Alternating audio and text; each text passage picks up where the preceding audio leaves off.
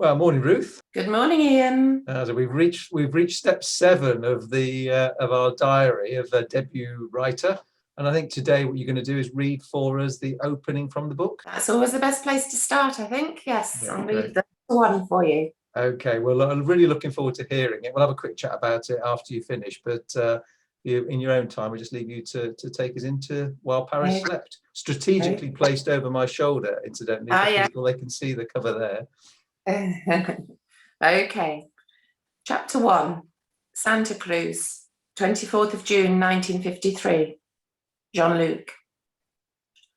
Jean-Luc lifts the razor to his cheek, glancing at his reflection in the bathroom mirror. For a split second, he doesn't recognize himself. Pausing, razor held in midair, he stares into his eyes, wondering what it is. There's something American about him now. It's there in his healthy tan, his white teeth, and something else he can't quite identify. Is it the confident way he holds his chin? Or his smile? Anyway, it pleases him. American is good. With a towel wrapped around his waist, he wanders back into the bedroom. A black shape outside catches his eye. Through the window, he sees a Chrysler crawling up the street, coming to a halt behind the oak tree out front. Strange. Who would be calling at 7 o'clock in the morning? He stares at the car, distracted. Then the buttery smell of warm crepes wafting up the stairs calls him to breakfast. Entering the kitchen, he kisses Charlotte on the cheek, then ruffles his son's hair in a way of greeting. Glancing through the window, he sees the car is still there. He watches as a lanky man extracts himself from the driving seat, craning his neck, peering around. Like a pelican, he thinks to himself. A stocky man emerges on the other side. They walk towards the house. The doorbell cuts through the morning like a knife. Charlotte looks up. I'll go. Jean-Luc's already on his way out. He slips the chain from the lock and opens the door. Mr. Beauchamps, Pelican Man asks without smiling.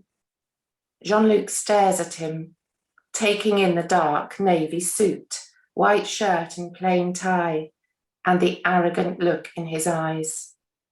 The mispronunciation of his name is something he usually lets go, but something pricks his pride this morning. Maybe it's because the man is standing on his doorstep.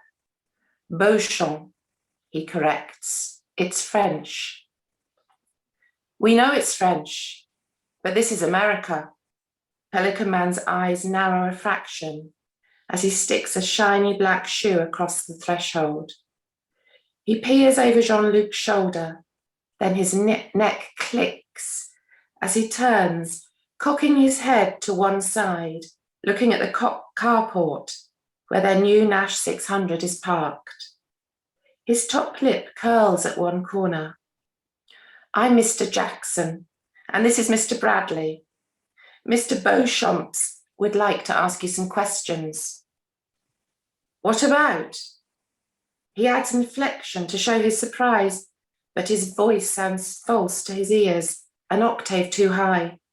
Muffled sounds of breakfast reach out to the doorstep, plates being stacked, his son's light laughter. The familiar noises echo around Jean-Luc like a distant dream. He closes his eyes, clutching at the vanishing edges. A seagull screeching calls him back to present.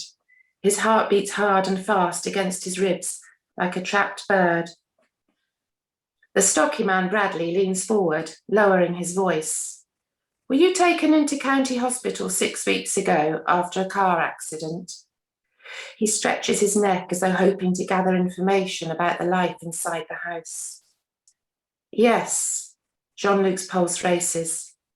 I was knocked over by a car, rounding the corner too fast. He pauses, taking a breath. I lost consciousness. The doctor's name, Weissman, springs to mind. He fired questions at Jean-Luc while he was still coming around, feeling foggy. How long have you been in America? He asked. Where did you get the scar on your face? Were you born with only a finger and a thumb on your left hand? Bradley coughs. Mr. Beauchamps would like you to accompany us to City Hall. But why? His voice comes out as a croak.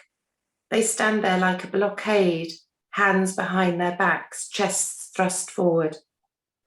We think this would be best discussed at City Hall, not here on your doorstep, in front of your neighbours.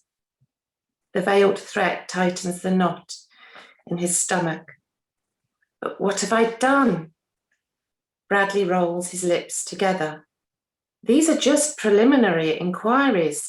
We could call the police in to assist, but at this early stage we prefer to get the facts straight. I'm sure you understand. No, I don't, he wants to scream. I don't know what you're talking about. Instead, he mumbles assent. Give me 10 minutes. Closing the door in their faces, he returns to the kitchen. Charlotte is sliding a crepe onto a plate. Was it the postman? She asks without looking up. No. She turns towards him, a thin crease across her forehead, her brown eyes piercing him. 2 investigators. They want me to go with them to answer some questions. About the accident? He shakes his head. I don't know. I don't know what they want. They won't say. They won't say? But they have to. They can't just ask you to go with them without telling you why. The colour drains from her face. Don't worry, Charlotte. I think I'd better do what they say. Clear things up. It's only questioning. The son has stopped munching and is looking up at them, a tiny frown on his forehead. I'm sure I'll be back soon. Jean-Luc's voice rings false in his ears, as though someone else is uttering these words of comfort. Can you call the office? Tell them I'll be late. He turns to his son. Have a good day at school.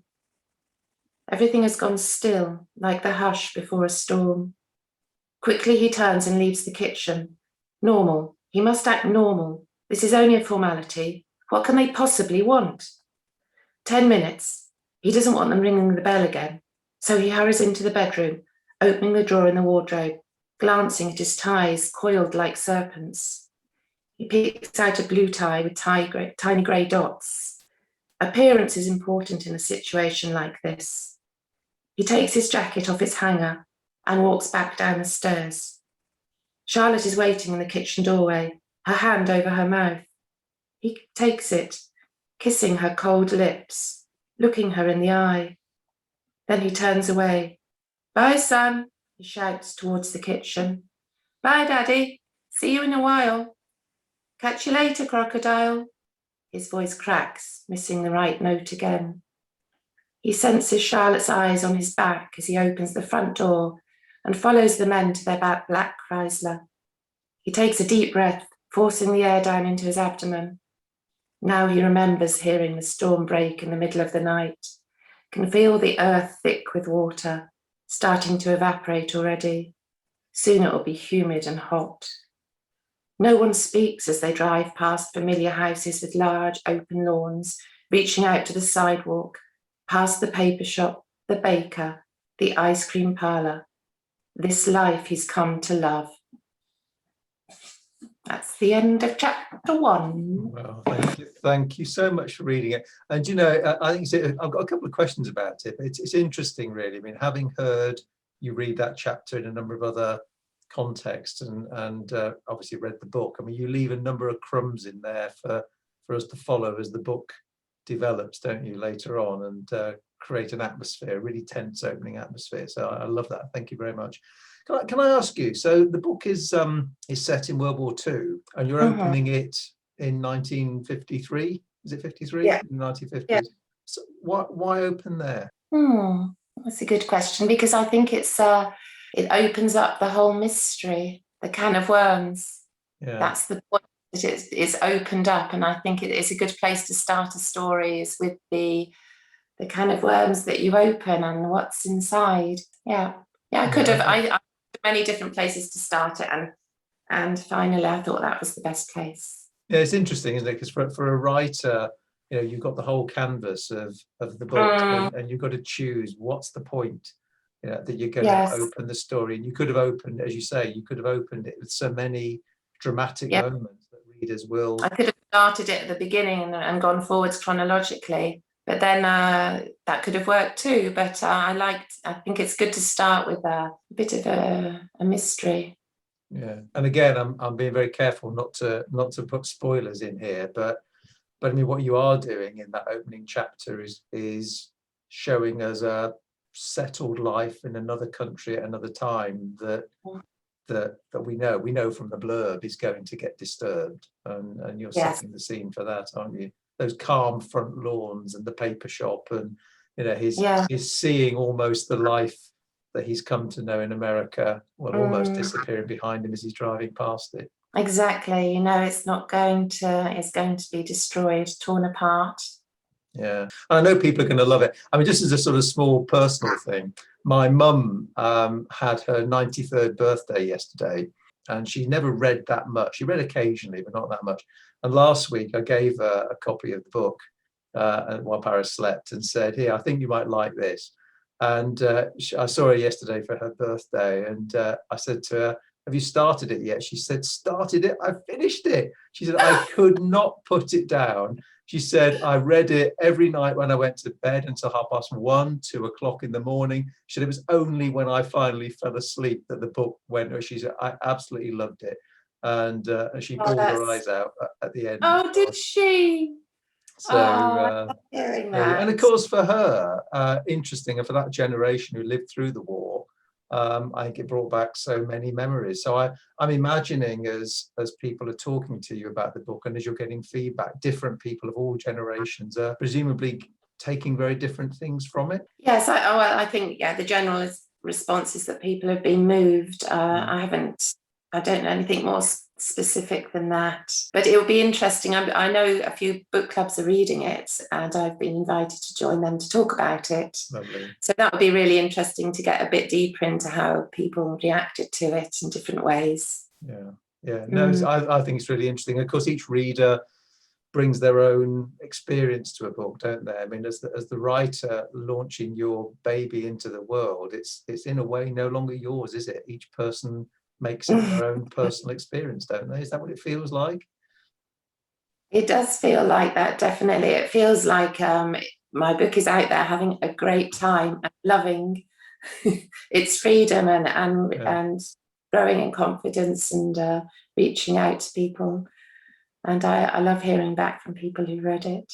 Yeah, I'm sure. And we've really enjoyed it. I mean, thank you again for this series of 7 steps. This is the final one today in this book. I mean, there's more to come with the new book, and we look forward to hearing more about that in the future. But a reflection or two from you on what it's been like about, in preparing the story of your journey as a writer, from those nighttime moments nursing your baby and the idea coming into your mind, right through to today talking about your baby out in the world, but very differently. I think it's made me realise what a very long journey it has been, and with many different parts to it. There are ups and downs and obstacles to overcome, just like any story, and it's just amazing to have got there. And it's fun to look back on it and remember the steps and the different editions of the book, and the different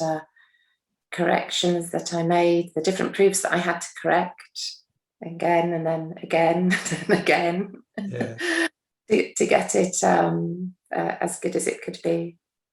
Yeah, well, I mean, I think it's been fascinating as a reader listening to you talking as a writer about how that creative process develops. It's been fascinating. I'm sure other writers will equally relate to or have different takes on what their story was like. So I think what would be wonderful coming out of this diary is for readers to ask you questions and to want to know more about the writing process and about the book, of course, and feedback about what they think about it, and for writers maybe to share their experiences too. I mean, I think you're very open to being part of a continuing conversation, aren't you?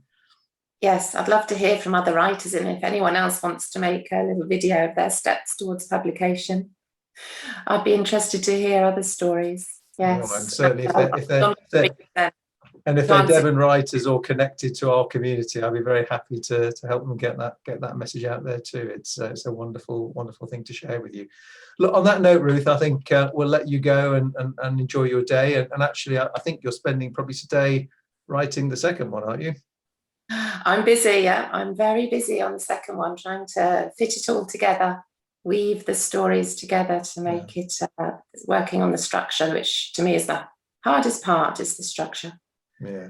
Well, look, congratulations on While Paris Slept. It is a wonderful book, and you know, I've certainly enjoyed listening to your journey and reading the book. And I know the feedback from people I know, everybody has been really moved by it. And I think congratulations to the team at Headline and Yes. Curtis Brown, to Sheila, your agent, for bringing it into the world with you. It's a big team effort after the writer's done their job, isn't it? It's a huge team effort, and to my writing friends as well, like you, for all their feedback. I couldn't have done it without them either. It's not just one person writing a book in a corner.